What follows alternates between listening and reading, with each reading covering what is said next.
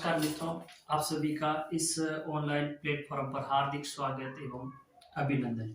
आज अपन बात करेंगे जो आज सेकंड ग्रेड एसएसटी का पेपर हुआ था, उस पेपर को लेकर के आंसर के बारे में चर्चा है वो की जाएगी।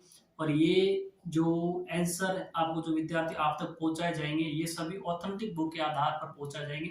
और अपना यहाँ पे पेपर में से उन प्रश्नों के बारे में बात करेंगे जो प्रश्न आपकी जियोग्राफी से संबंधित है, उस प्रश्नों के बारे में चर्चा की जाएगी। और विद्यार्थियों, आपसे आशा और उम्मीद करता हूँ कि आपने इस पेपर को बहुत अच्छी तरह से किया होगा, क्योंकि ये प्रश्न आए बिल्कुल सिंपल और सीधे प्रश्न आए। सारे के सारे प्रश्न विद्यार्थियों 6 से लेकर के 12 तक की जो एनसीईआरटी बुक है उन बुक में से हूबहू उठाए गए। और आपसे उम्मीद भी है कि आपने बहुत अच्छा है पेपर के अंदर प्रदर्शन किया होगा। और अपन देखते हैं प्रश्नों के उत्तरों के बारे में चर्चा करते हैं। और पहला प्रश्न है विद्यार्थियों कि ग्रीनविच तथा थिम्पू के मध्य 90 डिग्री का अंतराल है। जब ग्रीनविच पर दोपहर के 12 बजे तो थिम्पू में समय, यानी ये अक्षांश और देशांतर अपना जो टॉपिक था विद्यार्थियों, उसमें देशांतर से समय की गणना कैसे करते उससे संबंधित प्रश्न पूछा गया।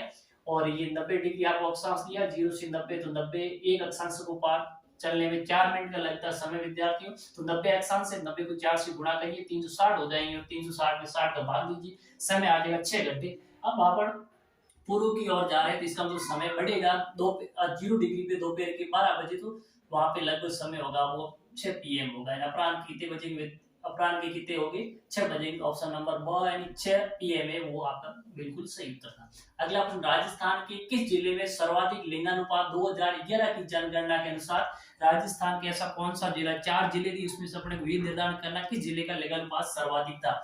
एक शुरू था, एक दौसा था, एक गंगानगर था, एक अलवर। में बात की जाए शुरू जिला है, वहां पे लिंगानुपात विद्यार्थियों क्या था, सर्वाधिक। अगला प्रश्न, वर्तमान शताब्दी में किस वर्ष हिंद महासागर कुख्यात सुनामी की आई थी।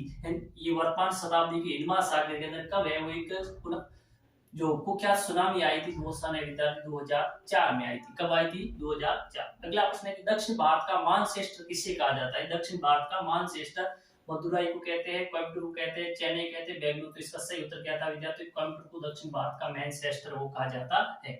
अगला प्रश्न, अधिकांश मौसमी घटनाएं वायुमंडलीय संबंधित है। अधिकांश मौसम से संबंधित जो भी घटनाएं घटित होती है विद्यार्थियों, वो किसमें होती है, सौमंडल के अंदर होती है। किसमें होती है, सौमंडल। अगला, सिराको स्थानीय पवनें पाई जाती है। सिराको स्थानीय यानी व्यापारिक पवनों के बारे में स्थान विशेष पर चलने वाली पवनें होती है। स्थानीय पवनों से संबंधित क्वेश्चन आया कि सिराको जो स्थानीय पवनें विद्यार्थी कहाँ पाई जाती है, इटली में चलती है। कहाँ पे चलती है, इटली के अंदर। अगला प्रश्न, प्रकाश मंडल क्षेत्र में ठंडे और काले धब्बों को कहा जाता है। प्रकाश मंडल जो क्षेत्र होता है वहां पे ठंडे और काले धब्बे होते हैं, उसको क्या कहते हैं, फोटोन कहते हैं, कोरोना कहते हैं, या सौर कलन कहते हैं, या फैकुले कहते हैं। सही विद्यार्थी ऑप्शन होगा, उसको सौर कलन के नाम से जाना जाता है। अगला प्रश्न कि कौन सा युग्म असंगत है या असम्मिलित, यानी ये प्रश्न ही विद्यार्थियों गलत है, क्योंकि यहाँ पे प्रश्न के अंदर जो टाइपिंग है वो सही नहीं है। कि कौन सा युग्म संगत है या फिर सुमेलित है, ऐसे होता तो बात सही थी, वरना गलत है। कि मोरबई का समुद्र निचली भूगर्भीय और ऊपरी मेंटल के मध्य, ये बात तो सही है। फिर के रेप्टी की मेंटल और क्रोड, ये बात बिल्कुल गलत है विद्यार्थी। गुटेनबर्ग बाह्य और आंतरिक क्रोड, ये बात भी गलत है।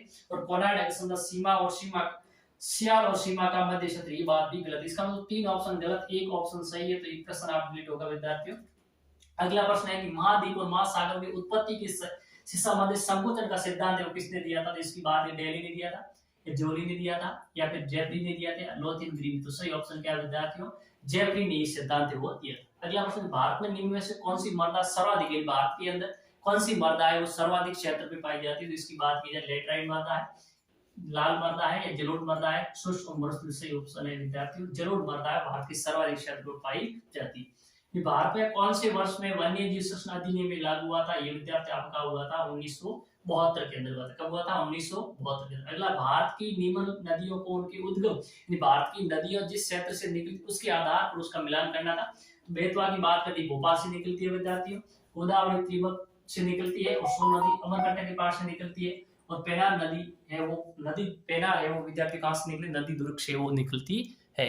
अगला प्रश्न है अपना कि 2011 की जनगणना के अनुसार राज्य को जनसंख्या घनत्व के रूप में लिखना था। तो 4 राज्य दिए, उन राज्यों को पर लिखना किस रूप में, आरोह क्रम में लिखना विद्यार्थी। किस रूप में लिखना था, आरोह क्रम के अंदर उसको लिखना था। आरोही न देके आरोह, इसका मतलब होता है, आरोह क्रम का मतलब ये होता है विद्यार्थियों कि सबसे कम जनघनत्व वाले राज्य को पहले, और इस 4 में सबसे ज्यादा उसको सबसे बाद में लिखना था।